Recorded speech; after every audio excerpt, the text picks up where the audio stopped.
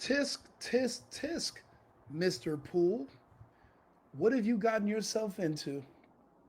Now, one thing about Tim Pool that I respect is that for the most part, he remains neutral. He refers to himself as a milk toast fence sitter, but I don't believe that's his true character. I believe that he's protecting his business and his brand, knowing how fickle YouTube is with their moderation. But now there's another group that controls everything around him that he's finally starting to realize, and they're even more fickle and more sensitive than the YouTube gods. See, lately, Tim Pool has been effectively, in my opinion, insulting and shitting on Candace Owens for doing anything a responsible friend would do, which is if you are harmed or killed under suspicious circumstances, this friend will keep your name alive, will keep people asking questions, and will try to get to the bottom of what happened to you to protect your name and your legacy, but also to maybe protect others in the future. Why so many people feel it's their duty to come out and denounce her and call her evil for just asking questions about an extremely suspicious set of events, I have no idea. I have no clue. Tim Pool thought that he could do the same. He thought he could talk shit about Candace Owens, but now he is Candace Owens. Tim doesn't know this yet, but he's on the outs. Tim is actually now Nick Fuentes, and he doesn't know it. That's how disloyal and sensitive this group is. You make one false step. Think about how many years Tucker Carlson spent defending Israel. Think about how many years Charlie Kirk spent defending Israel. And when Charlie Kirk sat up there with PBD and he said, it looks like, I'm going to be honest, it looks like they're doing an ethnic cleansing. What was it, 90 days later? He's gone. But we're going to believe it's some autistic trans kid that no one's seen him go up there. They have cameras everywhere, yet there's no footage of him taking the shot, just footage of him walking on the roof, if that's even him. Why is there no footage of him taking the shot?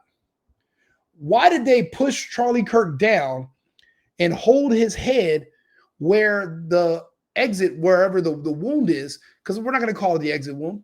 The wound where you've seen on video the fluid fly out.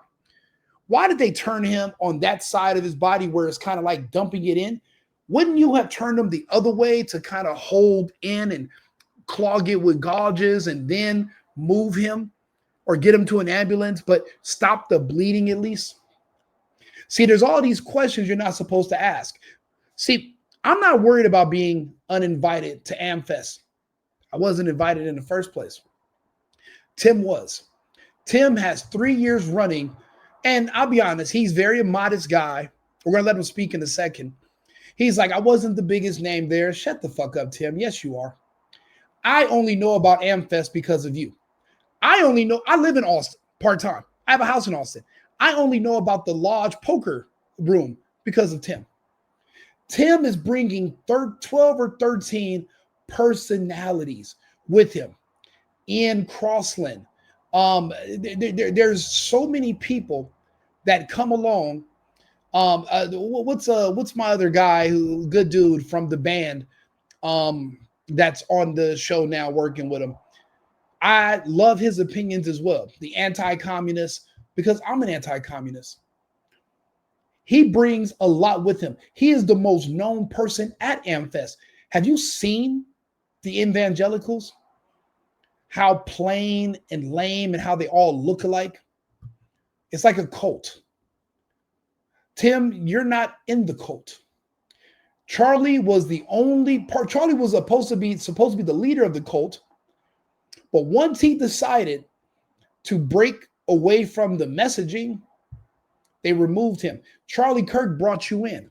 Charlie Kirk was the one who wanted to bring Candace back. Charlie Kirk platformed Dave Smith. Tim Pool, even though he's been talking shit about Candace for doing this investigation, he's also been platforming people that had a whole lot of shit to say about Zionism and Israel. Has a lot. He's been bringing on different people, and Israel's catching strays on the Tim Pool podcast left and right. To the point where how Tim always wants to shut people down and say, oh, you have Israel derangement syndrome and blah, blah, blah. But yet he's bringing on Myron Gaines. Yet he has all these other guests on. And how is it that we all see the same pattern of what's happening, but Tim doesn't? Tim does. And he expounds that in his After Hours show if you're a member. I'm a member of Timcast. I've been a member for years. I got it. This was one of the first people that talked to me about politics when I had zero idea what was going on. I just know I was in the middle of lockdown. Like, what do I do next? But I wanted to figure out, but he was talking about Trump a lot. I wanted to hear it. I can tell that he's hurt and he's insulted, but he doesn't understand. This is an Israel cutout now. There is no bringing in Americans, America first, and they'll dissolve Turning Point because there is no replacing Charlie Kirk. Charlie Kirk was everything. There is no Turning Point without Charlie Kirk. You know who goes up there? A bunch of boring, lame, unknown, unnamed people, Zionist shills, Israel first, who are just going to go up there, provide lip service, and beg for money from their cult. It's a Joel Osteen thing, just a little bit more focused. Nothing special. Tim Pool is special. His show and his personalities were the only fun, good thing about the whole AmFest. You can hear it in Tim Pool's voice. He's hurt. See, not being invited and then being uninvited are two different things. He was uninvited. That means the powers that be said, wait a minute. Even though you're shitting on Candace in our behalf, you platform some people we don't like. Isn't that what Charlie did? And what they do to Charlie? See, Charlie was easy to get to. He was in the public. It's hard to get to Tim. He's holed up in a bunker because he knows his ass is grass if he gets any exposure. Do you know how much he spends on security? That's for a reason. Because words and certain people have power. Me, I'm an unknown. I'm an outlier. I'm new. One day, maybe I'll get invited on the Tim Pool show. Maybe the fuck not. I have thousands of clips, hundreds of videos. I get up here and I talk to people who care to listen about certain topics. Period. Some people will care about me, some don't. If I become bigger, then I'm going to also, and I already live in a secure location, it's going to have to be more secure because I'm going to have to deal with the swattings. I'm going to have to deal with the threats, the crazy emails. If I start doing interviews, if I start getting the word out, if there's another me, because Brandon Tatum turned into Brandon Talmud, he's gone off the reservation. Everyone's unfollowing him because we know he's full of shit. He's disingenuous. There's no way an American black can be that in love with a place that I don't even know if he's ever even been there. People he's not related to at all. There's no way your plight can be so serious where you can relate to these fucks. It's impossible. After watching an active genocide on X every day, there's no way to excuse it. Oh, he's not being paid. He knows who butters his toast. He knows who, even if they're not paying him directly, he knows who could pull the plug on him.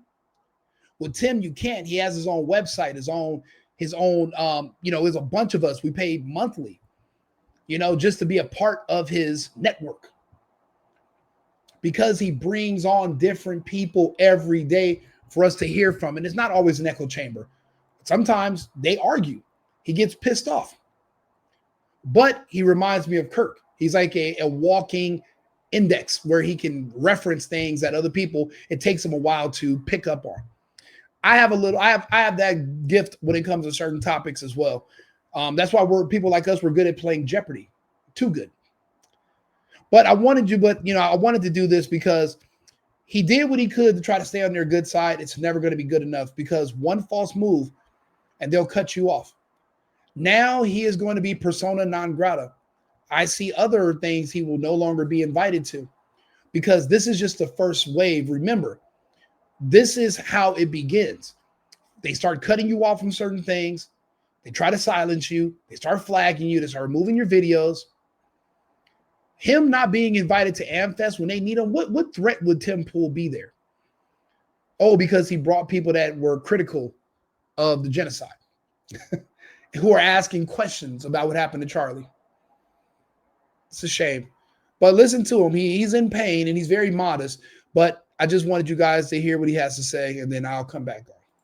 Hello there, Timcast audience, friends, fans, subscribers. I'm making this video to give you the update on our end of the year show, and I feel like I am obligated to you to make this video now. We will not be, Timcast IRL will not be at America Fest 2025 this year. It is with a heavy heart that I say this, but we were not invited. And there's a lot going on behind the scenes in terms of tumult, grief, a change in views. There's a lot to break down in why we were not invited. And I believe that because we at Timcast IRL on the show, I, as well as others here, had promoted ticket sales and encouraged our viewers to purchase tickets, I have an obligation to you to explain that we won't be there. AmFest is way bigger than me. It's way bigger than this show, and they can do whatever they want. I am a little... Lies. AmFest is not shit without Tim Pool. Without Charlie Kirk, AmFest is not even a thing. It's ceremonial because at this point he's been there for 3 years. But he's lying. AmFest is not bigger than Tim Pool. It's not bigger than Timcast. It's not more relevant. It's just the go-to for this small cult of evangelicals that do nothing else besides praise and go to church and, do the holier than thou thing. It's important to probably them, which is not a very large populace. Tim Pool gets millions of views a week. So he's being humble and modest, but he was the main attraction, in my opinion. I don't know. There's no one else being premiered at AmFest that's even worth seeing. He doesn't understand, but he was only there because of Charlie. Charlie made them build an entire set just for Tim Pool and his cast. Charlie personally invited them. Charlie was the glue. Without Charlie, none of these people deal with any of us. Candace, Dave, Tim, obviously. Because without Charlie, it's all just Israel. The whole organization is about collecting money and funding from Jewish and Israeli donors to not talk bad about Israel while they're at war. Look at the uptick in funding they've received since the genocide in Gaza began. It's not they're not being paid to say things. It's what you're being paid to ignore. That's how these news agencies work too. They're not paid to say certain things. They're paid to not say certain things. That's how you don't see a bunch of critical stories about Bill Gates, him being kicked out of different countries, the different trials that he's a part of, the different lawsuits that he's lost. You didn't even know that Robert F. Kennedy Jr. and Dale Bigtree won this huge lawsuit against the pharmaceutical companies, and then they were kicked off of the internet in the end of 2020. You don't even know because these news agencies are paid to not talk about it. So then you got people like myself, independent. I talk about whatever the fuck I want. I get a few donations here and there. I have a couple of sponsors who I read for. I play their advertisements. But I say whatever. I say what's I can actually read for myself. No one to interpret for me. I'm different than a news person on TV. That's why no one watches TV anymore. You mean there's people watching this video right now, dozens, actually hundreds, and they're going to share, and I'm going to send these clips everywhere. Thousands of views, tens of thousands of views about things that people don't normally know about. So don't let him lie to you. He's bigger than AmFest. Saddened that we will not be coming. We were there 3 years in a row every year, and it was very amazing. And I am eternally grateful to Charlie Kirk and the crew there for having us out the way they did. And it's sad that the vision has changed in such a way. But I don't want people who have booked tickets and plan to go, hoping to see us, to be upset that we're not there. And I have had people asking me, wait, don't say anything. But I don't think that's fair to you, who we have told to purchase tickets. So we are now 1 month away from the event. And I know that most people attending are not just attending to see me. I think I'm actually one of the smallest portion of the event. Lies. You you think people in AmFest are going to let just anybody ask just anything to the people on the stage?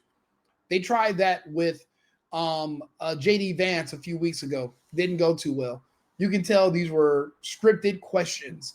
And he answered them on the fly, but you can tell that the people that were getting up there to the mic were not just any old body. These were people that were screened. Timcast will take any questions from the audience. Ian Crossland might start going off about graphene. You don't know what's going to happen. But that's a wild card. What if at AmFest, somebody randomly in the audience magically makes it to the mic and brings up Israel while they're recording live? And the people on the stage start going off like how Timcast people do, how people like myself do. Just talking about actual facts about this country the size of New Jersey. They couldn't have that. And they're going to block him out of other events. The good thing about Timcast is that he doesn't go to shit anyway. He doesn't need to. He's literally bunkered down because it's not safe outside. Just ask Charlie. And he's not the only one. He won't be the first or the last. Let him go. And always have been. But we represent a bit of a different audience.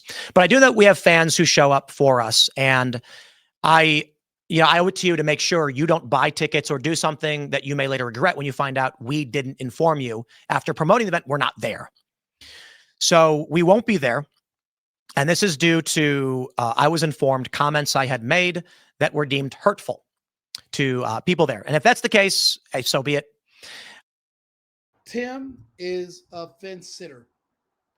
I haven't heard, and I watch a lot of them, never heard him say anything disparaging about Erica, about the pastor, about all these other scammers and grifters and liars who are helping cover up what happened to Charlie.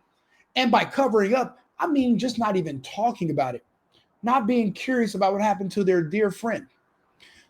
It's because Charlie being gone means they can just divide up his wealth. See, that's how it goes when you're the one with money and everybody around you is basically broke compared to you. They smile in your face, but they're all hoping that you'll choke on a chicken bone and die, and they can make it to your house first so they can break into your safe. Maybe they can become you. Maybe they can start dating your wife and put on their Rico skin outfit and just take over your life. If you're the one with money, everyone around you hates you, even if you think they're your friends. They really are not. They're not. They want to be you. No man wants to be another man's sidekick or second in command or another man's bitch. McCoy was Charlie Kirk's bitch. His dad knew it. And why did his dad want him to now take over Charlie's place and be Charlie? Why do you think they're playing ball the way they are? Strategically. That's how it goes in the real world. Let's not even lie to ourselves. Look at all the drug dealers. You think the drug dealers they go to jail because they get sloppy? No, they go to jail because their best friend, who's also rich, wants to be richer, and he wants his wife. He wants to take over his life as his kids, and he sets them up to be killed or to go to prison. Happens all this is how it goes through human history.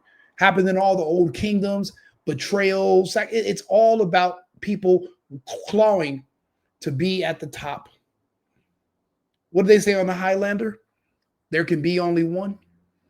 There could be only one Charlie Kirk. And in some people's minds, if they got rid of Kirk, they can be him.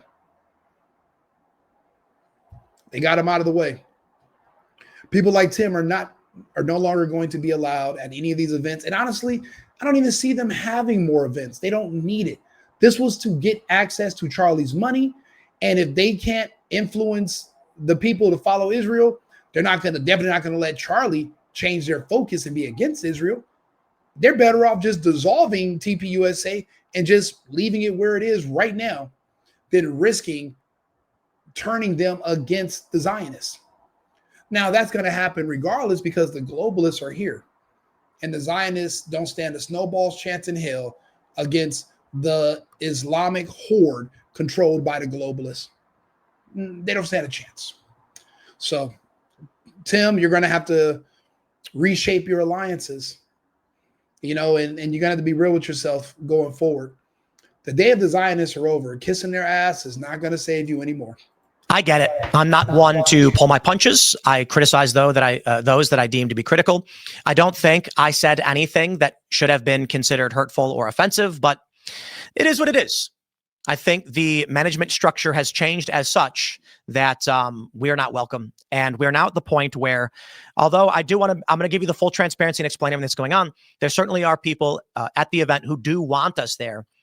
The concern that I have is that if there is any function of, we don't like what Tim has to say, I'm not here to create an awkward circumstance or bring any hostility.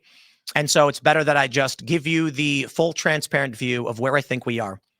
I also want to add that I have frustrations with the politicking that is currently going on, not just related to Turning Point, but behind the scenes with many prominent personalities and politicos and politicians. I believe that people are pulling their punches, refusing to speak out because of concerns of the current infighting and the potential that things could break apart. And it is unfortunate, but I do believe that the sooner we rip the Band-Aid off, we can get refocused and try and figure out what we can do. What he's returning to as far as the infighting is the TPUSA faith. It's Rob McCoy and his father. They wrote on WikiLeaks that Rob McCoy was supposed to succeed Charlie Kirk, and Charlie Kirk had wrote that in some secret documents that only they can see and no one else has ever seen them. And what they're trying to do is make it so that if they put that Charlie and the McCoy were partners and they both were the CEO and they both were lead, that any disbursement of the money would have to go through them as well. This is what we call a hostile takeover. Erica Kirk is only but one woman. The McCoys have a little bit more power than everyone else because they were more involved. But also, if everyone's keeping secrets, then nobody can talk and nobody can say no or go against the other, or all hell will break loose. So no one's going to say anything. The infighting is because of this is a takeover. Now it's trying to see where's the money going to land. And I'm talking about over 100 million or more that's in these accounts controlled by Kirk, and they're trying to figure out who's siphoning the money and where is it going to. The McCoys made their move first before the rest of the vultures came in. Just like anybody else. And you ever had a family? You ever had your grandmother pass away? And then all your aunts and uncles who never spoke to her or came to visit her, now they're showing up and laying claim to stuff, and they're trying to put their name on paperwork and say they were the only child. It's the same thing. Humans are pretty consistent across the board. The reason Erica Kirk is not getting too involved is because she's on to a new assignment. Erica Kirk's goal is to be one day Erica Kirk Vance, the First Lady of the United States. She has bigger fish to fry. If my calculations are correct, and what they're saying about Kash Patel's girlfriend is true, then that means that was the same. That's how Charlie met Erica. That's how a lot of these politicians met their significant others. They were sent to them. It wasn't natural. They didn't know each other from high school. These are relatively new people in their life that showed up once they started becoming more prominent. I explained that on one of my previous episodes, the whole honeypot situation. Can't sue me. I mean, for what? You want my Lacoste sweater? It's yours. There's a bunch of dog fur on it. When I say I'm doing my show in front of a live audience, it's my 3 dogs right here watching me and wondering why the hell I'm talking to a ring light. But if my calculations are correct, that's why Erica Kirk is moved on to bigger and better things. She has a new assignment. She's a soldier. Just the same way she moved on after the Romanian Angel scandal. It's the same way she moved on after what happened to Kirk. And I don't think she's going to drop Kirk's last name. I think she will hyphenate it. She will be Erica Kirk -Vance. One day. I've seen this episode before. I've seen how this movie plays out. What are they going to say about JD Vance's wife? What about her? Oh, well, she magically got sick. Turbo cancer. Took her out soon. Now bonded by grief. JD Vance, Erica Kirk, the new liberation of America, the new team. 3 years a lot can happen in 3 years. Comes at you fast. If all this stuff is the Truman Show and it's all scripted and we're all living a movie, which is what it seems like right now. None of this seems natural anymore. It all just seems like a soap opera, a dirty Tyler Perry movie. Then we can kind of predict how things are going to go. I knew Tim Pool was not going to be invited to these cookouts going forward when I've seen the people he's been having on lately. And his name is Phil That Remains. He's also critical of Israel and the genocide. And Ian Crossland is a damn near a full-time liberal. Obviously, he's also against it. Tim Pool is the milk sitter, the fence sitter, but he's platforming them. Remember, they don't like you letting people be platformed. They didn't want Charlie to bring on Dave Smith to have that debate against Josh Hammer. And in that debate, you never even hear Josh Hammer speak because he's a bum. You only hear the highlights of what Smith said. You never hear the counter arguments from Josh Hammer because they don't have a counter argument. That's why Ben Shapiro won't debate Nick Fuentes. They don't have there is no counterpoint. There is no counter argument. There's nothing to say. You got to read between the lines. So, yeah, they're not going to have these people on there. They feel like Tim Pool is the source. And sometimes they want to cut the head off the snake. Tim Pool has to be vigilant, make sure his security stays top notch, and make sure they don't get bought out by somebody else, if you know what I mean. To maintain a movement and succeed in helping this country. There are many challenges ahead, certainly some of them the fault of Trump, that's for sure. And we're going to need to have an honest assessment about what is currently going on if we are going to succeed in the future. But let me give you the backstory of where we currently are and why I'm not invited to even attend America Fest. A few weeks before they murdered Charlie Kirk, the last texts I had sent to him, I asked him if we were still on for IRL as we are with most years because we wanted to get things booked in advance. Charlie told me he'd circle back the team. He'd get right back to me. And, I'm not a big fan of the revealing text or whatever, but unfortunately, they murdered him. He would be a fan if he hadn't talked shit about Candace Owens for being transparent. That's what this is the part that pisses me off to the point where it's hard for me to just have a civilized conversation with certain people, especially men. You have to be mindful of everything you say. Everything you accuse somebody of, somebody can accuse you of. He wishes he could show those texts, but it was just 2 weeks ago you were slamming Candace for being transparent when everyone said she was lying and didn't have receipts. See, you box yourself into a corner when you start thinking you know everything. You're not even open to hearing it, or maybe you just don't want to know because you're scared of what's going to happen if you find out the truth. There's consequences. Charlie faced them. The rest of us will too eventually. That's how it's going. It's a war. Nothing is free. I wish he wouldn't have boxed himself into a corner because then he could show us the text and he can go over the conversations he had with his friend. But then he would sound like Candace. He was just shitting on her for talking about her friend and caring about what happened to him. She's the only one who fucking cares. She's the only one that's hurt. So that's why I talk about Erica Kirk Vance the way I do. Candace was the only one in his corner. I wonder if Candace's husband is giving him her shit. I doubt it. See, that's what a real friend does. Tim, if he was a real friend of Charlie, they'd be questioning these allegations more. And don't get me wrong, they've asked questions, but he would try. Oh, they tried to say there was a guy in a bush on the seat. Bro, that's one person said one idiotic thing. And what about the rest of the fucking evidence? What about the rest of the receipts? What about the rest of the proof? The other footage, everything doesn't add up. You don't want to talk about it because you're afraid that they're going to kick you out of the circle. And look what, buddy, they kicked you out anyway. You're better off just being genuine and being yourself. Now, nobody's perfect. I still rock with Tim, but we got to do better. And I doubt he's ever going to see me talking. Who am I? I'm nobody. I'm just a guy that complains on the internet. I'm nobody. But still, you know, voices like mine eventually grow. It's not like I'm going to stop. I'm not being paid to do this.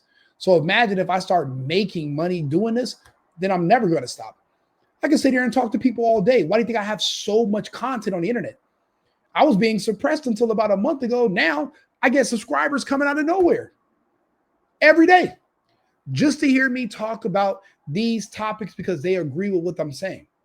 And some people talk to me just because they disagree. Whatever works, in my opinion. They killed the guy who was holding everything together. I believe that Charlie was the principal voice, the strength, the glue that brought this movement together and was able to get a disaffected, moderate liberal type like me, skateboarding musician, weird guy in weird clothes, to come hang out with some suit-wearing conservatives and talk about how we can make this country better and build the movement. I truly believe Charlie would have been president someday. Following his murder, we were in constant communication with the team over at Turning Point, as we're largely friends, and my staff are friends. And you know, one quick thing about him saying Charlie would have been president one day, I agree. He would have been our president. But if you think about it, anybody who gets a lot of face time can be our president. Schwarzenegger, who barely spoke fucking English without a thick ass accent, was our governor. We used to call him the governor back in California. Whoever has the most face time that the public knows can win. Trump had tons of face time. The people knew him. They knew him in and out. They knew him before he was a president and knew him as a civilian. See, that's where transparency comes in. You know what the person thinks about certain topics because you've heard them talk about them online. Tim Pool one day could run for president and win because people know his thoughts. At least they know him. You go vote for some stranger, then it's a roll of the dice of what you're going to get. What if you vote for a person and you find out they're Israel first? Like we're just now finding out about fucking Trump. And I'm wearing a Trump hat still. And I still like him and I hope he adjusts himself. I have a little faith. He didn't say shit bad about the Nick Fuentes Tucker Carlson interview when he could have. He said Tucker has the right to interview whoever he wants to. That was the right answer, Trump. Because of that, I don't think that you're completely Israel first or completely absorbed by the Zionist movement or whatever. But that makes your faith in him wither. When he says Americans don't have the talent, when Americans are training these fucking people from South Korea that are illegals to do jobs that they're going to end up replacing Americans to do. So if they got all this talent, why do we got to train them over here? Obviously, they're not coming over here because they have more talent than us. They're coming over here because they're going to take less money than us, and that's going to be more profit for these companies that are funding your campaigns. And that, unfortunately, is not America first. It's just not, Trump. So you're going to have to get your shit together. But yeah, anybody who has a lot, think about it. Nick Fuentes one day could be president because we're watching him, right? We know what he thinks about every topic from every angle. One day, if I ran for office, I don't have to campaign. I just have to, if I was running for office, say I was running for city council or mayor or governor, but I'm an American, I can run for president. Say that obscure chances 30 years from now, even though I have a background, I've been arrested, I've been through all kinds of shit. I'm a regular American. I'm not Barack Obama, never had a speeding ticket. No one remembers him except magically the guy that was there when he was born 50 years ago. And this weird birth certificate of live birth instead of a birth. I'm actual American, right? You know what I think about every topic, no matter what angle it comes from. If you know more about me, if I was running for office, I would just basically my campaign ads would just be clips from different episodes of me sitting here talking to the people before I had any ambitions of running for office, just so they can know what I would think. So if you want to debate me, you can just debate my clips You don't have to debate me personally because everyone knows what I'm going to say. My conversation is uniform. I don't have anything new to say. Everything I say today, I'm going to say tomorrow. It's the same thing. I'm a typical guy. So, yeah, Charlie would have been president, but there's hope. There's more personalities like me, like Tim, like Candace. We're out here and we're talking to you. And one day, you might want us to talk to you on a national scale. And we will. And we I wouldn't want any money. I wouldn't want a 400,000 a year paycheck. I think that's corruption. I don't like money in politics, period. I think it should all be removed. Pelosi is a good example of why. We're going to need more people like us, personalities that can talk to the people. We don't need no more Joe Bidens where you don't know what the fuck's going on because he's dead. You believe me? All this other weird dead man shit. We don't need that. We need more people that are going to interact with you, hear what you have to say, talk to you, and just have conversations. But we're not going to sit out in public and make ourselves vulnerable because that's being too trusting of the powers that be. That's where that was Charlie's only one blind spot. Let's get back to Tim. We wanted to wait to be graceful and understanding on the grief. So we didn't press. I'm sorry. Like and subscribe, share the video. The Single Boyfriend on YouTube or Right Wing Rico on YouTube. Please like the video. Help me get into the algorithm. I don't know what I'm doing. I just heard a lot of people say this. So like, subscribe, and share it so I can be in the algorithm. I don't even know if that means. I don't know if it's true, but I'm just saying it because everybody else says it on YouTube. I'm new, but I do this every day for you guys. If you follow me, I'll keep you entertained and I'll keep you talking about different topics every day. I'll try my best. You don't have to send me any money or anything. Just follow, subscribe. That's enough.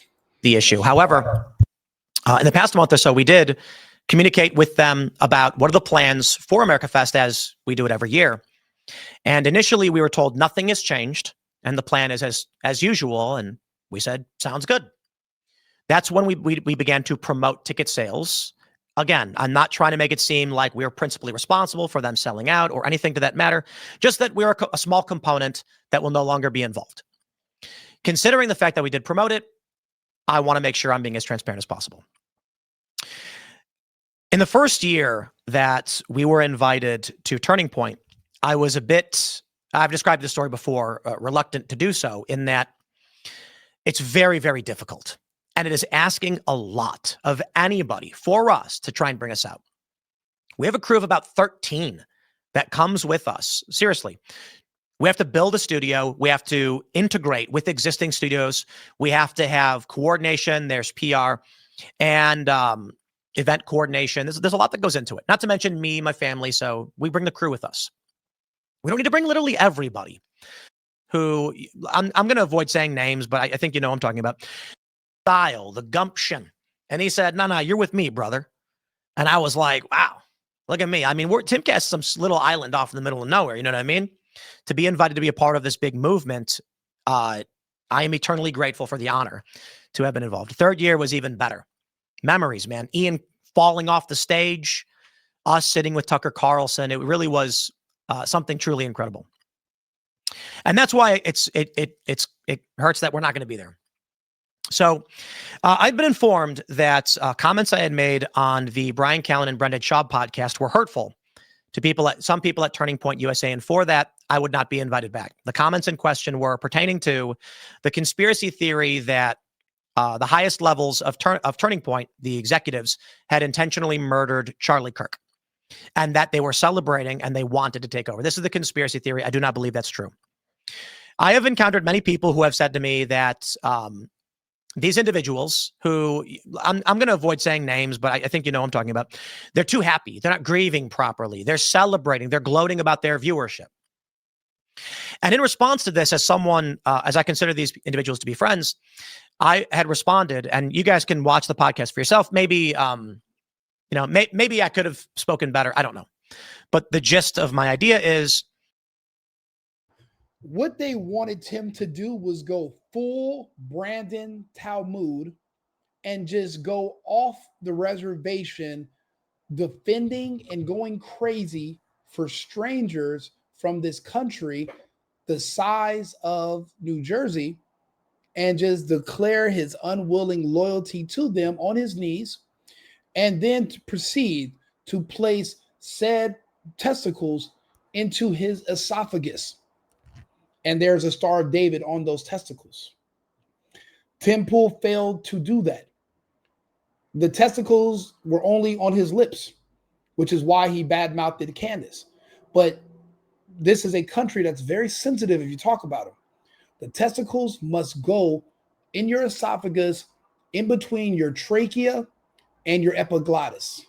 If it's an inch in either direction, you will be canceled. Brandon Tatum is a professional. He is not, but even if black ass Tatum makes one false accidental move, they're done with him too. So Tatum, who is basically, because, I'll be honest, his run as far as just doing police reaction videos and explaining to the public how the police are right, because now we all watch body cam footage, but this is pretty new. We all watch body cam footage now, but at one time, Brandon Tatum used to defend the police, which was highly unusual for somebody of his pigment. He's trying to expand and move into politics, but he understands who butters his toast. He's not neutral. So he's doing what he has to do. Tim is not. So because Tim is not behaving like Brandon Tatum is and coming to a full blitz to defend these people blindly, they feel like he is disloyal and he is no longer a part of the cult. He's out in the cold by himself on the island he says that they're already on, which is fine. He has his own circle, but this is dangerous territory for somebody of his size, just in my opinion. I believe it is absurd to assume or to imply that individuals at Turning Point murdered their best friend or husband, whatever the implication may be, because Charlie was the man who built this thing up. Then don't fucking say it. See, he knows what he's doing.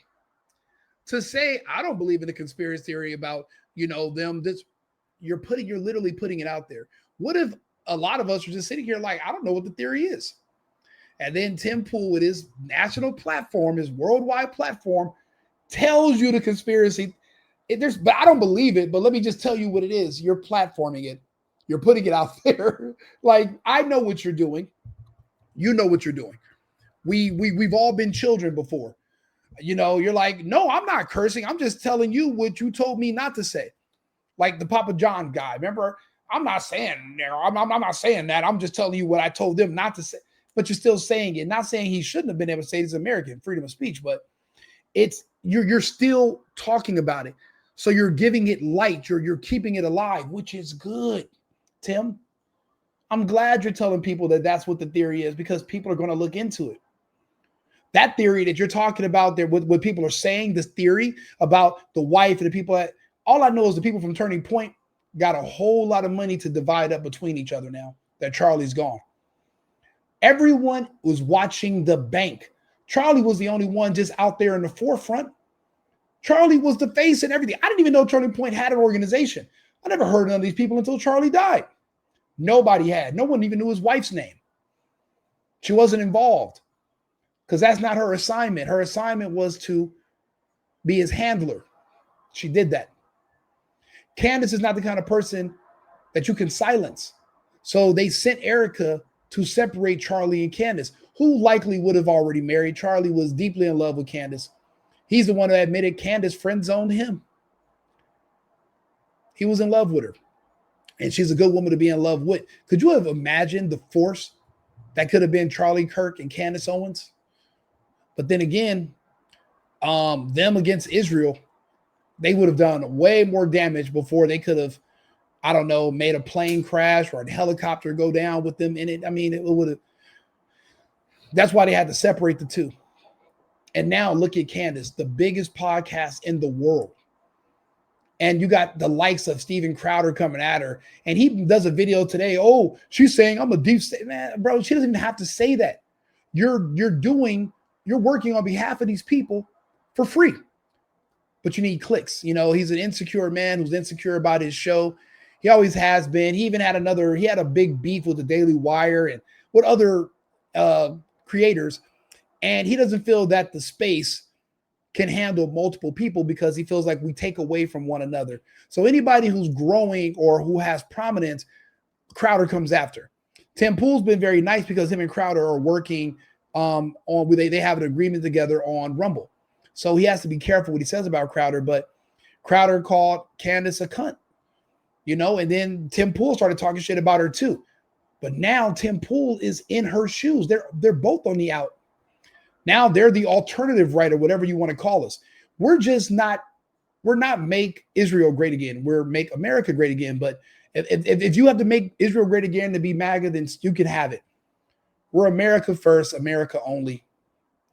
Tim's over here with us now. Not because he wants to, but because he was kicked out the other side. The other side is controlled by Israel if you're a conservative, and everybody knows that there is no, they'll even tell you. Look at I didn't even know the leader was Mark Levin. Who the fuck cares about what Mark Levin thinks? I don't care what he thinks. You don't get to decide who's MAGA and who's not. Who are you? So you and Ben Shapiro are magically the leaders of MAGA? How about you both go fuck yourselves? And I'll tell them that, both of them, that to their faces. I wouldn't shy away from it. I'm a big boy. Good luck. Things are going to have to change. But you can't just push people in and out of who are you to tell me I'm not no longer a part of this? I built it.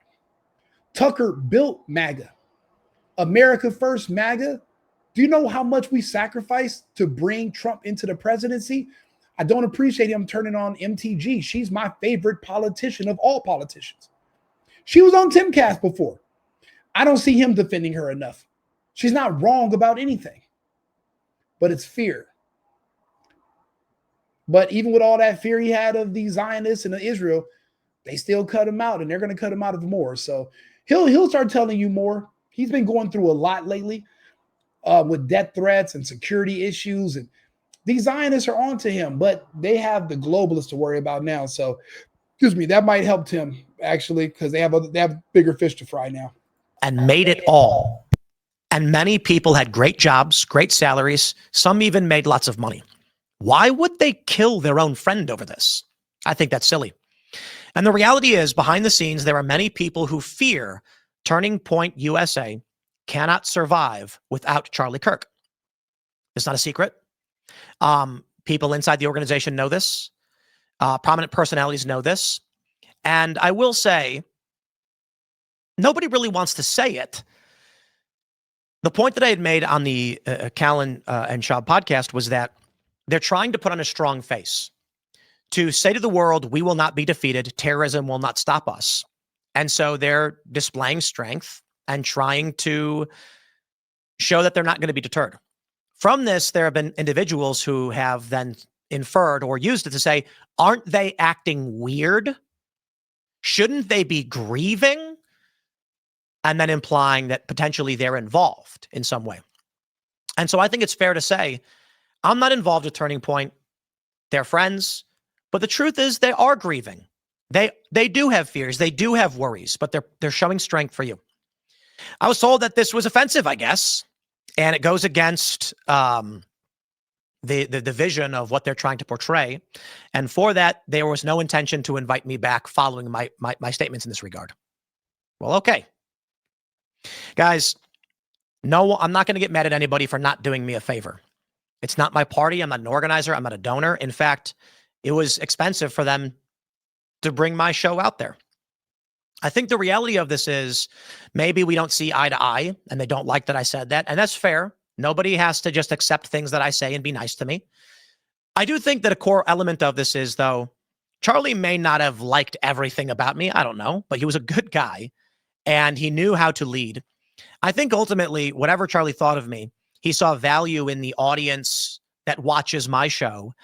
And I think it has to do with we are principally disaffected liberal types, creatives, former liberals. That no, Charlie was never a former liberal. But Tim, don't beat yourself up about it. You're on the outside. You're not this was not Charlie. This is the people that were under Charlie who are now in charge. These are the people that were telling Charlie not to bring you to AmFest for the last 3 years. But now that Charlie's not here to tell them to shut up and we're going to bring different people on, bringing you on was a problem anyway because you and your crew are wild cards. Phil that remains is a rock star.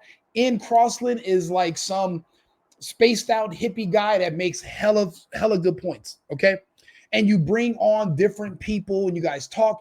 That's not allowed because in general conversations, when this one topic is accidentally brought up and people start telling their reviews, you spark ideas in the minds of others. Just like when you were telling people the conspiracy theory was talking about, you're sparking ideas. They don't want you to do that. They want everybody to be in a cult and repeat after them. Now, as Americans, we're not good at that. I know I'm not. I say whatever the hell I want to say. I will ask whatever I want to ask. Who the hell are you to tell me how to speak? You can't. Who are you to tell me who I can interview and who I can speak to? I'll talk to whoever I want to talk to. I don't care who they are. It could be somebody from the Klans. It could be not. I want to know what all these different people think. I want to hear what they have to say. I want to hear their side of it. But they don't want you to platform them because it will spark ideas. And maybe you might figure out you have more in common with them than the people that are telling you not to talk to them who control what you think. They control what you see. Right now, AmFest is going to control what their audience hears by blocking Tim and his crew from being there. How is that healthy for the debate? It's not about healthy debate. It's about control. What did Morpheus say? There's a war for your mind, and I never believed it. But if we are in the Matrix and this is a simulation, then all of this just makes sense. If space is fake and everything is just, and we are in the image of God and God's right there, we're actually special. We're not just, obscure grains of sand in a cosmic beach where we're just nothing. If we're actually unique and special, then yes, all of this matters. Everything we say, everything we do, it counts. We inspire others. We create movements. We can make change. But they have to knock down the ones that are in the front first. Tim's internalizing this. It's nothing to do with Tim and just nothing to do with you and Charlie, dude. This is the people that didn't like you already. The same people that told him, wait a minute, you're going to bring Candace. See, they weren't as threatened by you as they are by Candace. But look at the difference a month can make. Now, do you see the difference between you, Tim, and Candace? Candace has the same kind of balls that those Zionists are trying to put on your epiglottis, okay? That's the kind of balls Candace has. But also, Charlie was her real friend. You guys were work buddies at best, Did you cry about Charlie? No. Did she?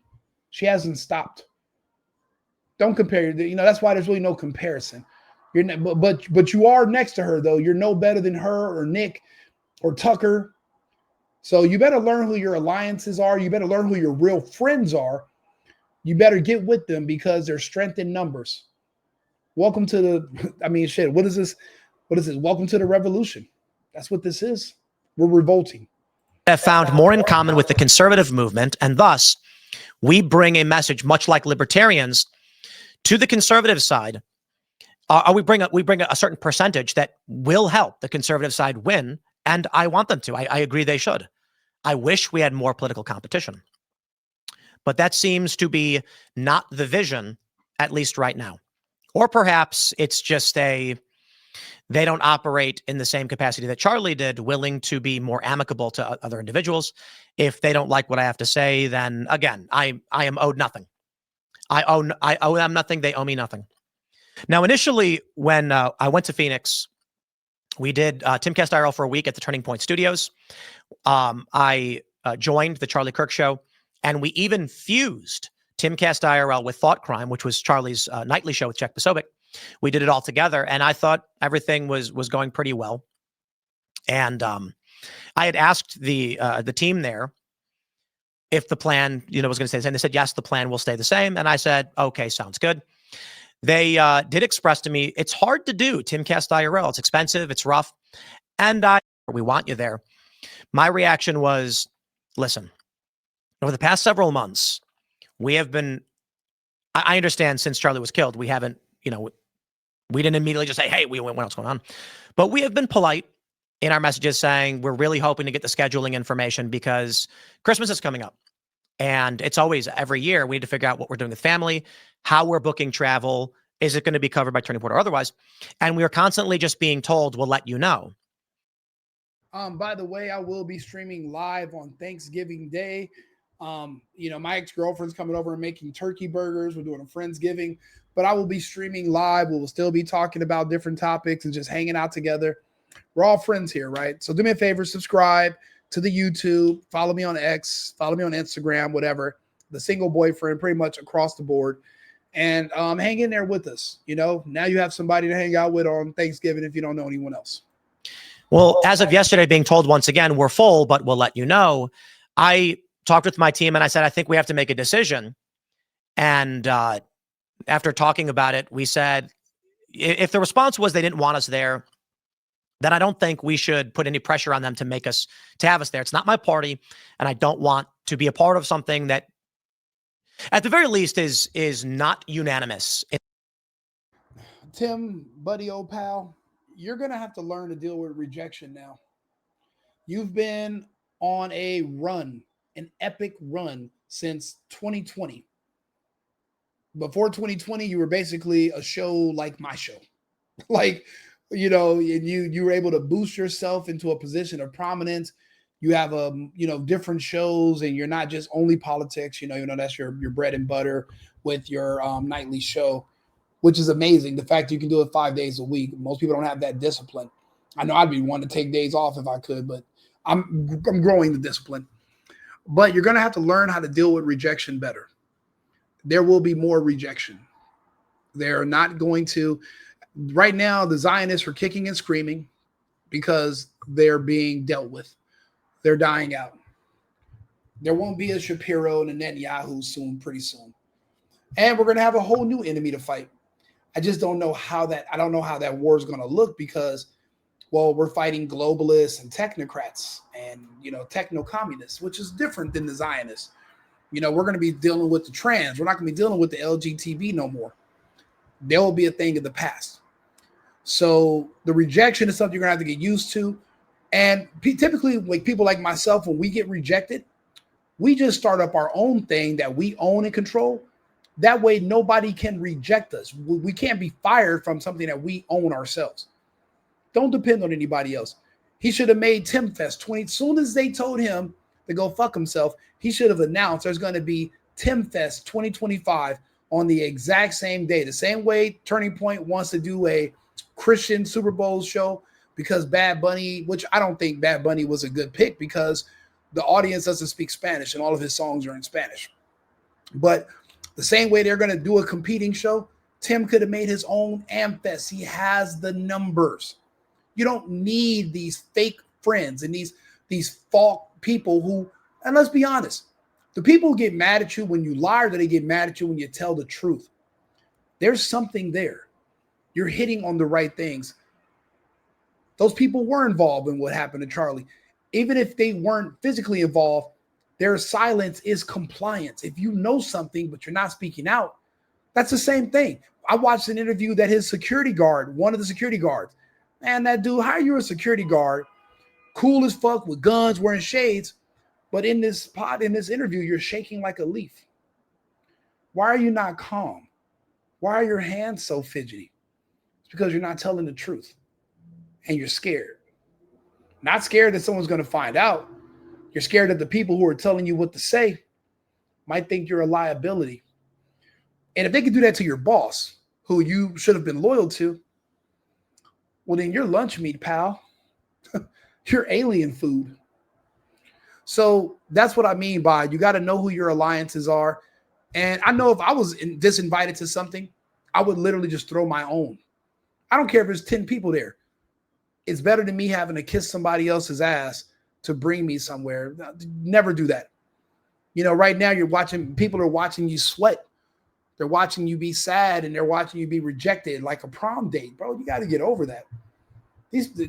Kirk is gone. These people didn't like you to begin with. They were never your friends. The only one who even dealt with you when you showed up was Kirk. It wasn't a bunch of his friends. You never had Josh Hammer on your show. They never liked you. You were always a risk. They didn't control you. You're not in their pocket. Kirk was. And then as soon as he turned down the money, it wasn't in their pocket no more.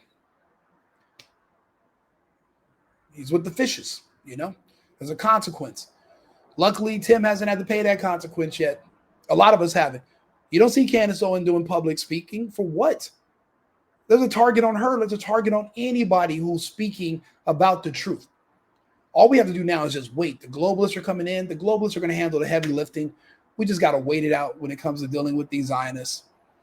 We'll play a little bit more of Tim, but I don't like the groveling and I don't like the self-pity. I don't. In their decision of whether or not Timcast IRL should be a part of this. If there's anybody at the higher ups who said, we're not inviting you, Tim, then my response is like, bro, I'm not a party crasher, and far be it from me to make any phone call or tell you, you have to have me. I don't play that game. We certainly have a bunch of opportunities we're pursuing, and there's other things that we're going to be doing for our end of the year finale. I just think that, my conversation with some of these guys was all good things. All good things. I appreciate you all. Hundreds of people are now watching. Thank you. I'm going to clip all this up and share it. Like and subscribe. Like it. And I think that helps me get seen in the algorithm. I see more people are joining. Thank you all for being here. Follow me across the board. The Single Boyfriend. I do politics and relationships, and we talk about things together. We're all friends here, right? So I like you guys tuning in. And I do these pretty much every day. I do about 3 or 4 episodes a day. So I love making entertainment for you guys. I really do like Tim Pool. I'm a part of the Timcast organization. I did not appreciate him being rude with the bullshit he was saying about Candace within the same time period that Crowder was talking shit about Candace, just because she wanted to ask questions about what happened to her friend, who was also supposed to be your friend. You're supposed to echo her, not tell her to be quiet. I don't understand that. If all of a sudden something happens to Tim tomorrow, does he want everybody just to move on in a week? Or does he want us to keep his name alive, ask questions, and get to the bottom of it? You know, you got to think about that. You could be next. That's the whole purpose of us trying to figure out how it happened to Charlie, is because if we don't, then it's going to happen to someone else. Don't you want to stop it? Don't you want to know how to prevent it from happening again? Well, then ask more questions. These narratives that someone's telling, an official story is somebody telling you what to think. You should be able to do your own individual research and investigation, and you and the official story should both come to the same conclusion. But if they're telling you to not look into it yourself and just trust what I'm saying, and that's where you get your conclusion from, then there is a problem. Whenever somebody doesn't want you to do your own, even your own experiment, they don't want you to do an experiment on your own. They're going to just give you the results and tell you what's going to happen. Don't go figure it out for you. You should be suspicious. That's a part of being an adult and being a human, especially as a man. You should want to be able to figure out where you're going and don't just take somebody's word for it. You need to know that you have to be the leader of your group. You have to be able to figure out where are the dangers and what's safe. You have to know. Right now, there's danger all around us because of our speech. Isn't that something that's supposed to be protected by the First Amendment? But what is the First Amendment? It's a part of the Constitution. What's the Constitution? It's a piece of fucking paper. And the only strength the Constitution has lies within the men standing behind it with guns, willing to enforce it. That's the best we have. And if we don't have that, we don't have anything. So if you believe in the Constitution, it'll believe in you. You should not be trying to tell people, you shouldn't be telling people to not look into their friends, not to say certain things, that's not your place. You can turn it off, you can not listen, but to tell someone how to speak is ridiculous. And now it's happening to Tim. He's paying the price for his speech and he didn't even really say anything. It's not about what Tim said, it's about what other people he had on said. And he's internalizing it because he doesn't want to blame his friends, because he needs them to come back on the show. They're a big part of the entertainment. Watching him go back and forth with Milo and all these different guests, it's entertaining, but it's also educational. So he has to, he has to choose. Obviously, going to choose his cat. He's going to choose his team, but this is dangerous territory for Tim, and he shouldn't do any public events. He should stay in the house for a while. He should just stay in the studio, make content. But he's on the outs, and he's going to have to learn. Now he's out here with me. I'm out here with Nick. I'm out here with Candace. We literally all talk about a lot of the same stuff with the same critics of the same groups. And not a lot of people are willing to do it because they're worried about monetization. I've never been monetized, so I can't miss what I never had. Also, I have a business. I work already. I have my own money. I don't necessarily have to depend on ad revenue. I have a couple of sponsors who I greatly appreciate. Shout out to cosigning.com. Thank you guys. And thanks to my audience who have been supporting my sponsors. My sponsors are telling me they're getting more hits on their websites because people who watch my content go to them and they're like, hey, I seen you here. So thank you guys for supporting me. I appreciate it. One day, maybe I'll be sitting in Tim's, in Tim's shoes. Once upon a time, Tim quit. He said he was going to quit. And I'm not going to give you guys all the details if you weren't watching his show back then. I don't want to bring up old memories, but at one point in time, Tim Pool said he was going to quit, didn't show up for an episode. Ian was there. And, I always was thinking like, well, damn, if Tim leaves, well, who am I going to watch? And then I had to realize that why don't I become the person that I want to watch? Because there's a big space. If he leaves, there's going to be a big vacuum. Well, then who's going to fill up that gap? And I was like, okay, well, then maybe I should start making content and talking to people. Why not? Because one day, if he's not here, someone's going to have to fill those shoes. There's going to be a vacuum. There's not a ton. There's not 1,000 Tim Pools. There's not 1,000 Charlie Kirks. These are one-offs. So it's very rare that another person is going to come in, fill that gap, talk to people, make the content, and be there to create for people to come watch. And hopefully I'll be able to fill some of those shoes one day. Right now, there's no need for the single boyfriend. For Rico Limbaugh, Rush Limbaugh, Rico Limbaugh. That's why I took that. I like that. I love the last names. That's where Rico Limbaugh comes from. I'm a big Rush Limbaugh fan. But if these people decide to quit one day because of the pressure, well, then who's going to talk to you guys? Who's going to make the content and speak to the audience and bring on guests and do interviews? I'm supposed to wait on Jimmy Kimmel and his band of trans and gays and vaccine specialists that want to inject you with bullshit. I'm supposed to wait for him and Colbert? Or do I get out here myself, throw myself in the fray, knowing I'm going to get criticized? I'm a relative nobody. If you look into my personal life, you would never think I have anything to do with anything like this. Because for the most part, I'm just partying and getting drunk and playing video games with my friends. And, I work, but I'm just getting fucked up and, hanging out with my dogs. This was not in the cards for me. It's just that I started watching his content. And one day I remember he just quit. So I said, maybe I'll start making content. He eventually came back. But I was like, well, there's going to eventually be a time where they're going to maybe they need someone like me. Maybe I can be a sub, who knows? Behind the scenes, there is infighting to which people don't realize is particularly severe. Prominent personalities are unwilling to discuss what their concerns are. And I feel like this is damaging to the movement.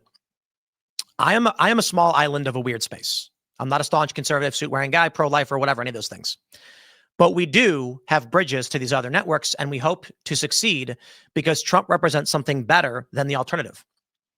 It does feel like beyond this, with the Tucker Carlson controversy around Turning Point, with the Candace Owens controversy pertaining to Turning Point, this was the glue. Turning Point was the glue that held everything together, and it's breaking apart.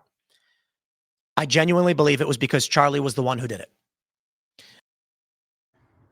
Tim, you better hurry up and have Nick on, because this is only just the beginning.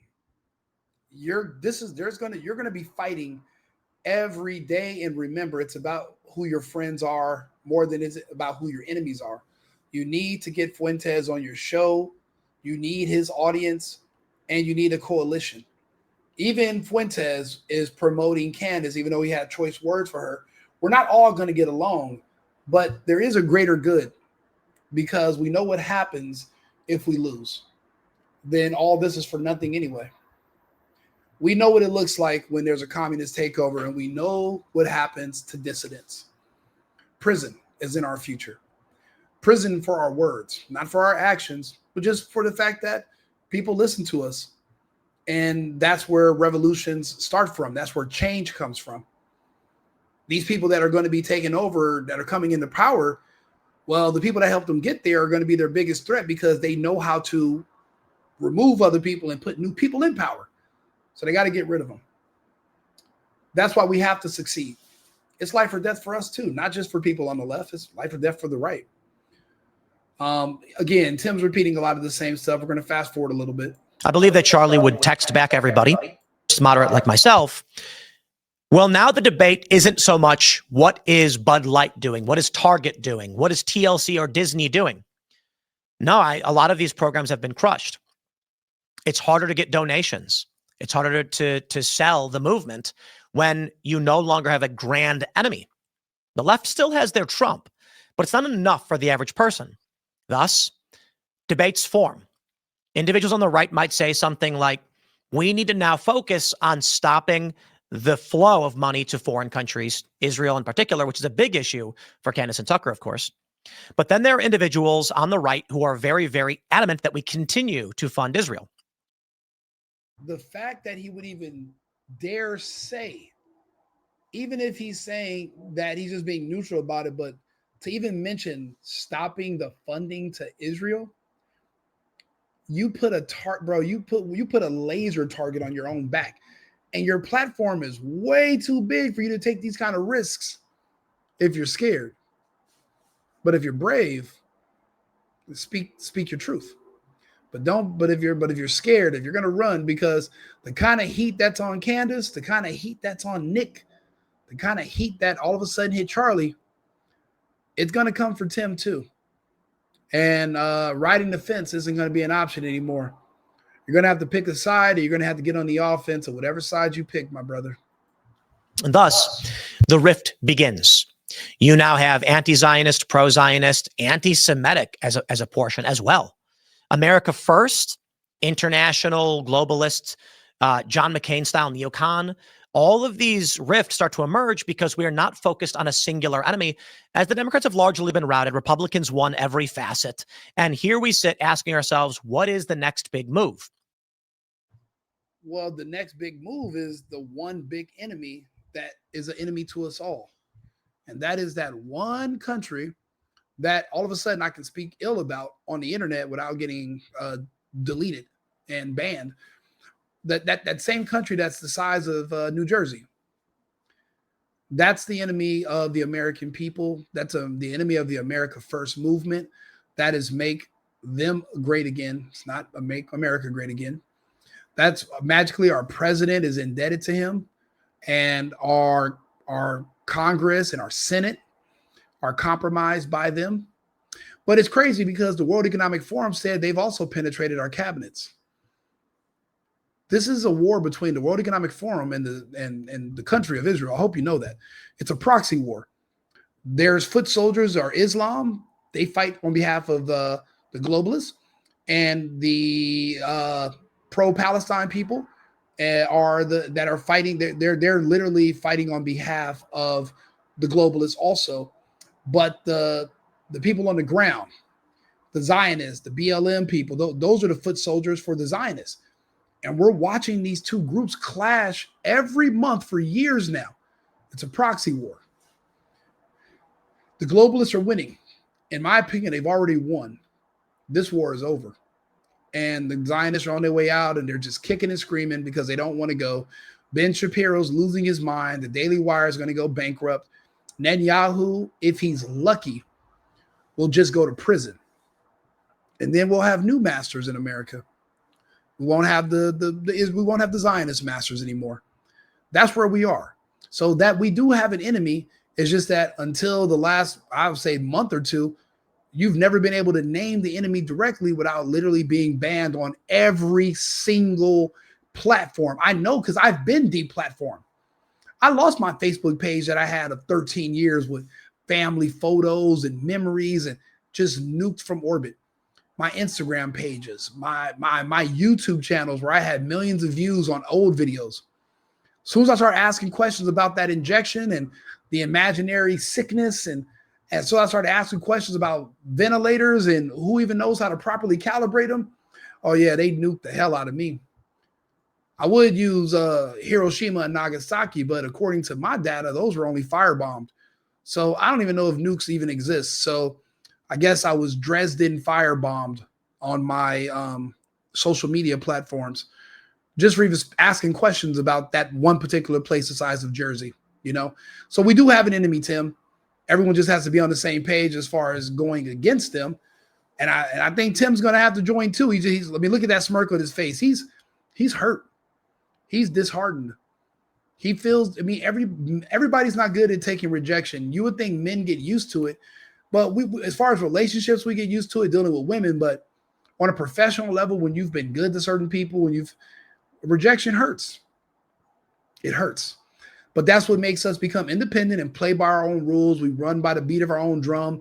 This is going to make him stronger, but it's going to now make him just not give a shit anymore about playing nice with that country the size of Israel, who he's going to figure out those are the ones who had him kicked out of AmFest, period.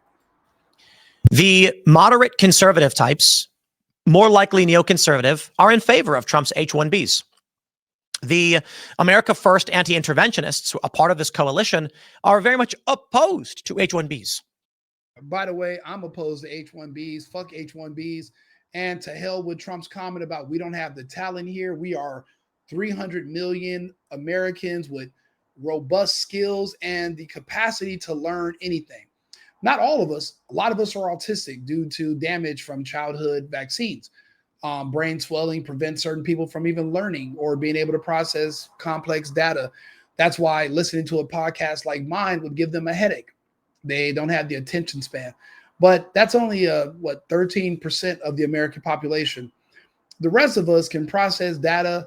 You can train us to build anything. We were building things before we were outsourcing things. So I reject Trump's idea that we need H-1B visas because we don't have the talent. When you say you're America first, you have to be Americans first. That is downwind from that. It's a natural progression. But when I say America first, I also mean America only, not 80% America, 20% we bring in foreigners. We don't need that. I'm glad we got rid of all those CDL drivers in California. I have friends in California that are telling me that they are getting job offers to drive big rigs, where the rate is 2 or 3 times higher than normal because they need to replace all those foreigners who barely spoke English and couldn't even read our signs on the highways. They got to replace them. People keep thinking, oh, if we don't have illegals, no one's going to do the work. Shut the fuck up. You never even gave us a chance to turn down the work. How do you know we want work in the fields and pick grapes and cotton? You never offered us a goddamn job to go do it. We've had illegals here working in the fields since the 70s. We don't even know as Americans, we don't even know to look for these jobs. I'm from California. I never even knew you could get a job at a McDonald's or a Subway as a teenager. Every time I walked into one, there were 40-year-old Hispanics with 5 kids working jobs that I'm supposed to be able to work as a kid during the summer. They're trying to support a whole family working these jobs.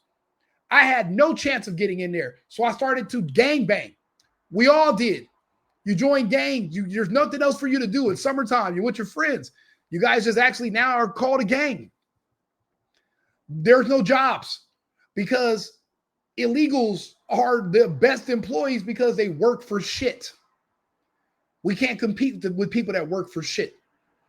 For the first time in my life, we're getting rid of them. But Trump wants to bring in other illegals to replace some illegals. And I'm like, you can't do that, Trump. That's not going to work. Not for the America First agenda. Why don't you actually take some of these H-1B visas and force Netanyahu to hire these fuckers? How about that? How about you send half of Sri Lanka and New Delhi to Jerusalem and in fucking I don't know what other cities are in Israel. Why don't you send them there and let them get hired in their tech fields and let Netanyahu get all those. Maybe we got a monopoly on the immigration. Since immigrants are what makes the country great, maybe we have a monopoly on immigrants, and maybe we need to spread the wealth. Let's make all these other countries great again and send the immigrants there. We have enough of our own people that need work. I couldn't believe that asshole talked about, what do you want to do? Take them out of the unemployment line and teach them how to make a missile? Yes, motherfucker, yes. If they need training, tell them where to go get trained. Let them take 5 years to get certified to build missiles and put them in a missile factory. The hell's wrong with you? Bro, Trump said that in that interview. I couldn't believe it, but let's go ahead. Back to Tim. Libertarians are taking issue with Trump's stance on Israel, as well as foreign funding, and thus the cracks begin. So I don't take it personally. I think this is just what happens. Behind the scenes, I feel that there is an effort to resist this change, and I can respect it. We don't want the movement to break because there is a power in unity that will allow us to win, and we have to win the midterms. Democrats haven't just ceased to exist. So there are many individuals who have spoken with me and said, Tim, please just say nothing and keep doing your thing. There have been individuals who said, we will intervene on your behalf and make them invite you. And my answer is, that's never been me. I'm not one to play those games. I want Turning Point to succeed, and I have no doubt this year will be the biggest and the best. No, it won't, Tim. AmFest is a dud. It's a nothing burger. It's a bunch of bullshit. It's a bunch of people that are going to show up thinking about Charlie, wearing Charlie's shirt, selling merchandise. There's no more message. There's nobody that's going to debate the psycho lefties on campus about how who feel sorry for themselves because they were born black, or because they were born gay, or because they're just an idiot liberal that wants a bunch of free shit and they hate you because you're against communism. There's nobody. I mean, now listen, I could show up to these events and have these debates. I love debates, and I'm a big boy. I can handle myself in case things get sticky. And I've done these public events, and I've had good turnouts. It's only been one time that anybody was dumb enough to even think that there was going to be a fight. And he regretted it. And afterwards, when he woke up, he apologized to me. He should have. He owed me an apology.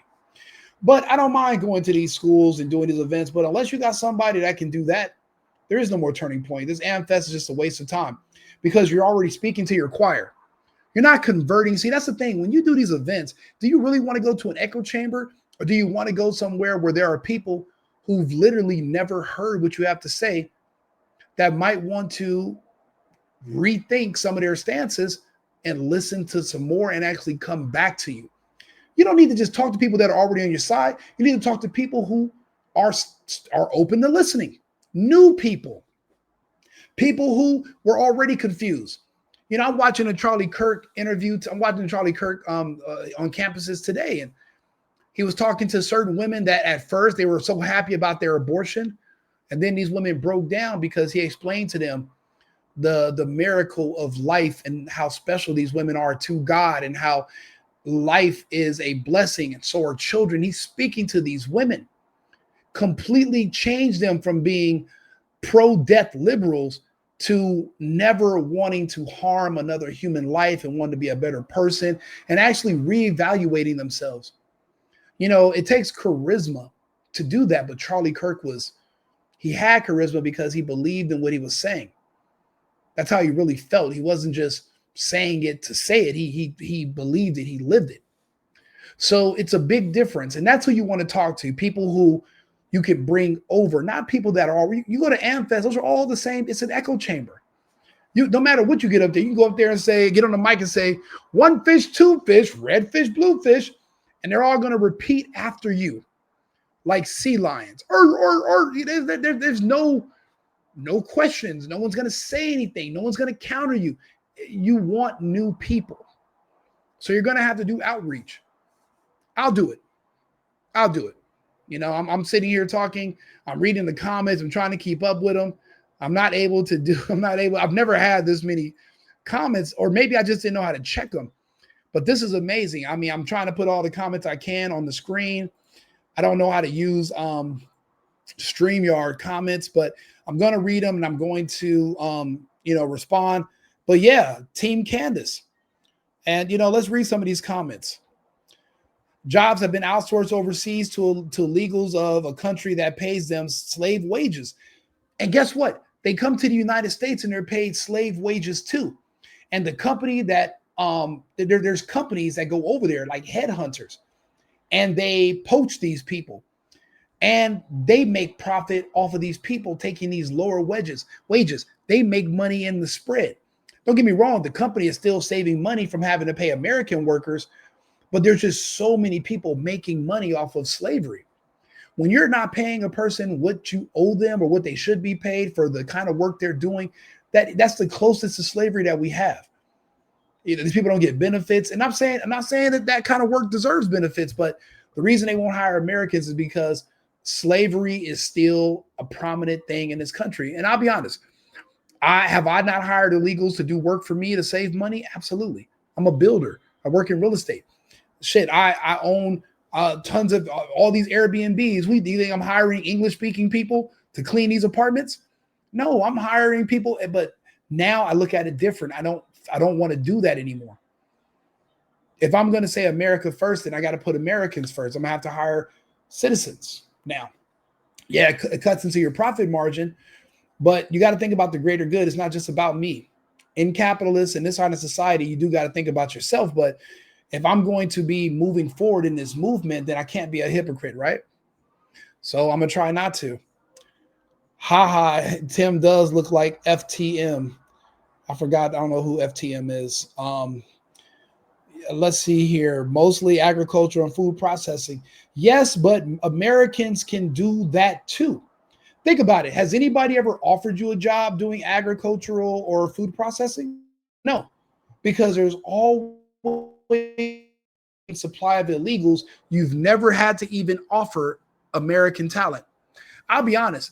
I had a black friend of mine stop at a cotton field in Arizona. And he actually, on video, started picking cotton. And you know what he said? He said, this isn't that bad. That means there's hope for us. There's hope for Americans in those fields. If you're going to pay people money to go out and do work, they will work. Nobody wants to be poor. They just took the opportunities away from us and then told us we didn't want it. It's like, how do you know? You never even offered it to me. So that's why we don't want the Zionists, and we really don't want Trump giving away our money to these foreigners and offering them opportunities and making excuses for it, pretending that we're just too stupid.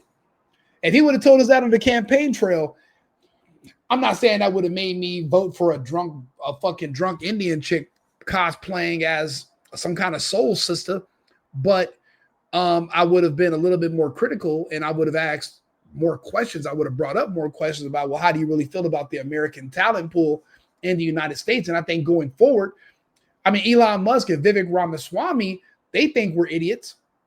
A lot of us are, but think about it. People come to America to go to school. So obviously we can't be that bad. We can't be that bad if they're coming here to get educated. Let's see here. If Tim had balls, he would show us his ball. I'll be honest with you. I've never seen that man without that beanie. So, yeah. I mean, people think I wear this MAGA hat because I don't have a hairline. Bro, I'm Cuban. I have braids. But I'm like, maybe if I'm going to start doing more shows and doing events, maybe I shouldn't even wear braids. I'll probably just go back to wearing my hair curly like I normally do. But yeah, I don't know what's underneath that beanie. I don't think he's a cone head, but I've never seen him without it. He's never shown up without that beanie. So I don't know. I don't know. He's pretty consistent with that. But yeah, I mean, thank you. Printing of currency is how they enslaved all the U.S. citizens. Yeah. Our slavery began in 1913 with the creation of the Federal Reserve, and we are all enslaved to them. People don't know the Federal Reserve is not federal at all. Actually, our country borrows money from the Federal Reserve, which is actually unconstitutional, yet everyone's paid to just shut the fuck up. So no one ever brings it up or makes it an option to ask questions. And you can run on abolishing the Fed, but you better not try it. They said that's one of the fatal mistakes Kennedy made.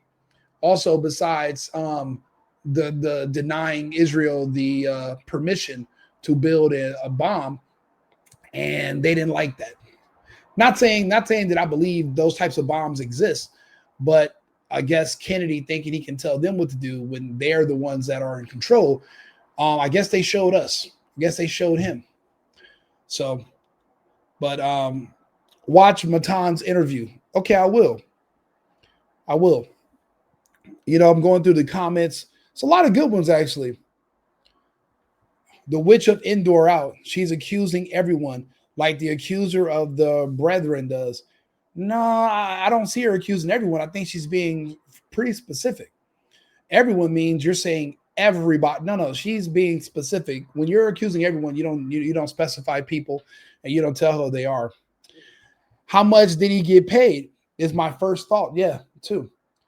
Tim Pool licks BB's balls during their secret meeting when he gets war propaganda. I've heard that he did an interview with Netanyahu that he didn't put out. Do I think that he pressed BB and he asked him any tough questions? Absolutely not. Do I think he's afraid of BB? Absolutely. Tim's not a dumb guy. He's extremely analytical, like me. He knows what happened to Charlie, and he knows who's suspect number one because Charlie's not the first person they assassinated. They're professional assassins. They're known for assassins. There's a movie from 2005 called Munich with the guy that played the first, not Edward Norton, the other guy that played the Hulk. He stars in that movie, and the guy that played 007. They're in that movie. It's called Munich. It's all about Mossad traveling the world, assassinating people with no judge, no trial, no jury, and really no evidence that they even did anything wrong. They just made a list of people to go hunt down, and they hunted them without question. It's a movie about a real events that happened in the 70s. We're in 2025. You don't think they're more sophisticated now? You don't think they outsource their heavy duty? The same people that are liquidating children next door to where they live. You don't think that they would, I don't know, hire Egyptians to come over here, handle something, fly back, plausible deniability, no connection? Man, please. I don't like everybody being naive. I don't like people not using critical thinking skills. See, I'm not your dad, right? And I'm not your owner. I'm not a Zionist. I'm not going to tell you what to believe and what to think. I'm just going to give you the options of things to consider. Don't you want to have the choice on what you can decide to believe, or do you really need somebody to hand feed you the information? The problem is you got to look at who's holding the spoon and then who's controlling them. You got to ask. These are all questions that must be asked. Yeah, people are saying he has no spine, and they're saying F the Islamists. Yeah, I mean, look, this is wartime. These are all things that you're going to have your time to shine. Satyam Kumar, you're going to have your time to shine. You're going to be able to tell them in person. You'll be able to tell these people directly to their face how you really feel. You don't have to do it in the chat right here. Everybody's got their time to shine eventually. Yeah, that's how they enslaved us all. That is a great movie, Munich, but a lot of people never seen it. Munich. It's actually a city in Germany. I used to live in Germany. I've been to Munich once. I didn't hang out there. I was actually on the train on my way back to Frankfurt. But there was an Olympic ceremony there. They took some Israeli, the PLA, the Palestinian Liberation Army, took Israeli hostages. I think they died. And after this, they went on a manhunt all over the world, allegedly hunting down Palestinian people that organized the entire thing. But no one even knows if they had anything to do with it. There's no evidence or anything. There was no trial. There was just a list with a bunch of names on it. So what if you just don't like somebody and you just happen to have a pin in your name? You're like, hey, what's that? Everyone looks and you just write down the name of somebody you don't like. You put the pin down like, oh, man, it must have went away. And now there's somebody you don't like on the list. So you can just go around hunting people down, liquidating them, and there's no accountability at all. And this is what that country has been known for doing for, man, since its inception, maybe even prior, maybe prior to 48 as well. It's not like they're going to tell us. But I mean, until now, they never had anything to fear. So, I mean, I guess they could have. Is the spoon, the fork, and the knife? All war powers come from contract to maintain postal routes. I see your point. And the United States is a servicing organization description, while the United States is the name of an individual corporation entity. Yeah. You know, I appreciate all the feedback and all the comments. Please like and subscribe, share the video. I do appreciate interacting with you all. I'm going to keep this under 2 hours so I can slice up this video and share it. We'll play a couple more minutes of Tim, but he's hurt, you know. But let me find some other good parts of his video. And if I'm not invited because of how leadership views things, then, you know, hey, look, man, as I've always said, I really have no problem living in a van down by the river. I'll waste my thoughts and energy on those other people. Now, as for Turning Point, perhaps they view it as my comments were a betrayal of them. And that's fine. They can think what they want to think. The movement needs those who are going to champion foreign investment and foreign intervention. I'm not saying that's definitively why it happened, nor am I trying to cast aspersions nor impugn the honor of anybody. But I think one of the principal rifts right now is that young people do not care about our involvement in these foreign countries. They want to know how they're going to buy a house and have a family. But I believe if you're going to change this, you need an organization that reaches students that's going to advocate for a worldview that sees it the other way. And so maybe. I mean, let's look in the past. We were able to own homes and have jobs because of American dominance. But when you keep feeling like you're just so strong and you're so powerful and we need to help out others, then if you want to give up your American dominance, well, then there's consequences for that. You will no longer be at the top.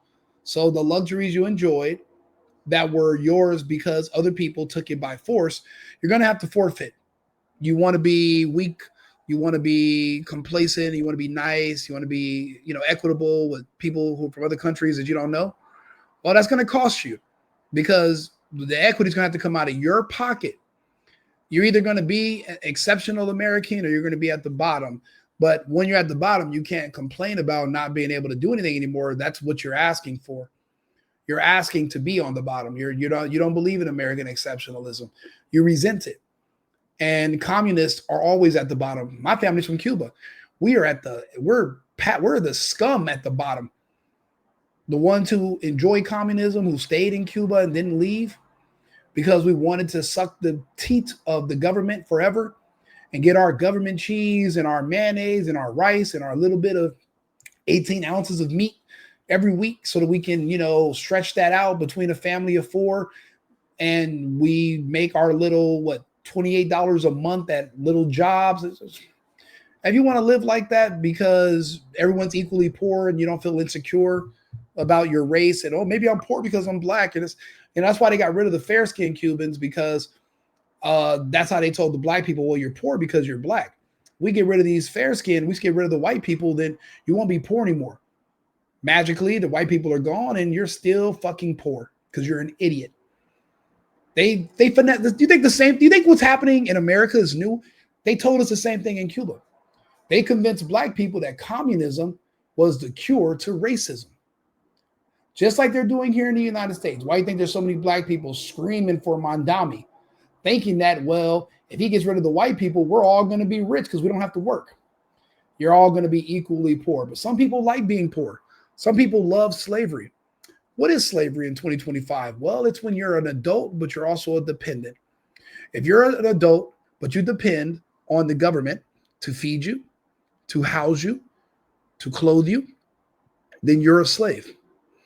You're just minus the labor part. But you waking up and living, that's labor because what you're doing is you're on the census because you're alive. So you're adding to congressional seats where you are. So that is labor in a way. You know, you're actually doing something, but you're a slave. A free person feeds themselves, feeds their family, works, generates on their own. That's a free person. You're a slave when you're being taken care of. And don't let anybody lie to you. I'm not going to lie to you. Some people like slavery. I told people, I propose we build compounds called plantations where people who don't want to work can just go live. And we'll give them free food, 3 meals a day, limited food though. And you don't have to pay to sleep there. We'll put bunks like a prison, but it's open. You can walk around and just hang out. We'll give you minimal work to do, low skill work to do for a few hours a day. And you can just live there for free indefinitely. And we'll call them plantations. People always want to reject the things I'm saying. You don't understand. Slavery is a part of the human dynamic. Humans, masters and slaves have been a part of the human dynamic since the beginning of history. People don't like the word, but they love the concept. They love to have somebody tell them what to do. Shit, what's a marriage? Your husband's supposed to be your master and tell you what to do. You're supposed to say, yes, sir, be a support structure. Traditionally, that's how things work. So, let's just be honest with ourselves. Anyway, like and subscribe, share the video. We've heard a lot of what Tim said. He's repeated himself a while now, but now he sees how Candace became Candace because he was just shitting on her himself, and now he's in her shoes. So now he knows how it feels, and hopefully he'll change some of his rhetoric and realign some of his views. It's good talking to you guys. The Single Boyfriend across all platforms. Follow me. I appreciate it. Share the video. I'll be back in about an hour after I go to dinner. I got a couple other topics. We're going to make fun of John Oliver for being a fucking idiot. And I don't even know why he's telling Americans how to be when his people in his country are being arrested for tweets. Like, he could not have a show in the UK because they'd arrest his monkey ass, but he wants to come over here and tell Americans how we should act. Yeah, take your own advice. But we got a couple of episodes coming up tonight. So follow me and tune back in. I'll be back here to talk to you guys directly in about a little bit less than an hour. Cheers. And remember, America first, America only. I've been needing to find a new apartment, which has not been easy with credit as bad as mine. Luckily, I found cosigning.com. They connected me with a cosigner who helped me get my dream apartment for me and my dog. I just paid a small fee and was able to move in fast. Get the cosigner you need for the apartment you want. Check out cosigning.com today.